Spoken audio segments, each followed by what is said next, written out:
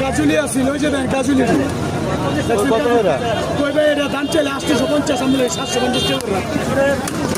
টাকা করে আছে শেষ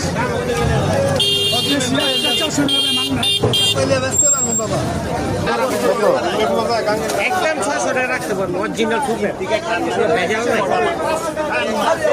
আমি দেই মনের মতো মাছ দেবো